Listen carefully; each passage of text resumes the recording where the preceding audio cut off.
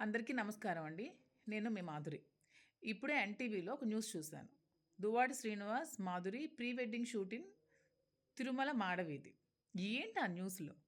రాసే ముందు, ముందు వెనక ఆలోచించుకొని రాయరా? నిజాలు రాయండి.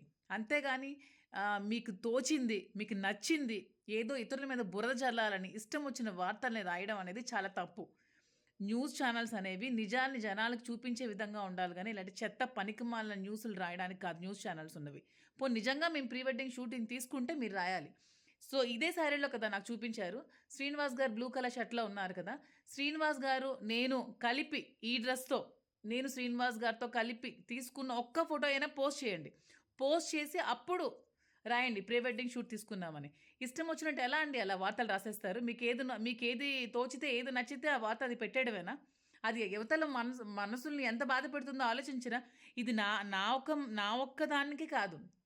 చాలామంది భక్తుల మనోభావాలను దెబ్బతీసే వ్యాఖ్యానాలు చేశారు మీరు. ఇవి చాలా తప్పు. ఇలాంటి తప్పుడు ప్రచారాలు మీరు చేయకండి. నేనంటే మీ మీద చాలా చట్టపరమైన చర్యలు ఖచ్చితంగా తీసుకుంటాను. ఇది నిజంగా అయితే మీరు నిజంగా ప్రూవ్ చేయండి. నేను ఏ శిక్ష వేసినా దానికి రెడీగా ఉంటాను. ఎదుర్కోగలిగితే దువ్వాడ శ్రీనివాస్ గారిని ధైర్యంగా ఎదుర్కోండి. అంతేగాని ఇలాంటి చెత్త న్యూస్‌లు, పనికిమాలిన న్యూస్‌లు పెట్టి ఇలా డీఫేమ్ చేయాలని ట్రై చేయకండి. నిజంగా మీకు దమ్ముంటే దువ్వాడ శ్రీనివాస్ గారిని డైరెక్ట్‌గా ఎదుర్కోండి. అది మీరే చేశారో, మీ వెనక ఎవరైనా ఉండి నడిపించారో వాళ్ళకందరికీ చెప్తున్నాను. మీరు మీరు ధైర్యంగా ఫేస్ చేయాలంటే నన్నైనా, శ్రీనివాస్ గారినైనా ఫేస్ చేయండి.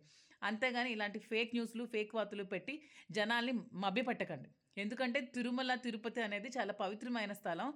దీన్ని ప్రజలు చాలా పవిత్రంగా భావిస్తారు. ఇలాంటి చోట్ల ప్రీ వెడ్డింగ్ షూట్‌లు అవి ఇవి అంటే వాళ్ళ మనోభావాలు కూడా దెబ్బతింటాయి.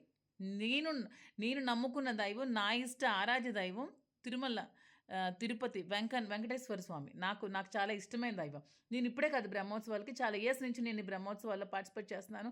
చాలా ప్రోగ్రామ్స్ ఇవ్వడం జరిగింది. ఇలాంటి తప్పుడు ప్రచారాలు చేయడం అనేది చాలా తప్పు. ఇవి మీరు ఖచ్చితంగా బ్యాక్ తీసుకోవాలి. మీరు అపాలజీ చెప్పాల్సిందే. లేదంటే నేను చట్టపరమైన చర్యలు ఖచ్చితంగా ఎన్టీవీ మీద తీసుకుంటాను. నేను కేస్ ఫైల్ చేస్తాను. హిట్ టీవీ యాప్ ని డౌన్లోడ్ చేసుకోండి. ఇందులో short news, live news, entertainment movies అన్ని అవైలబుల్ గా ఉన్నాయి. Please download Hit TV app. Hit TV app. Hit TV యాప్ని ఫ్రీగా డౌన్లోడ్ చేసుకోండి.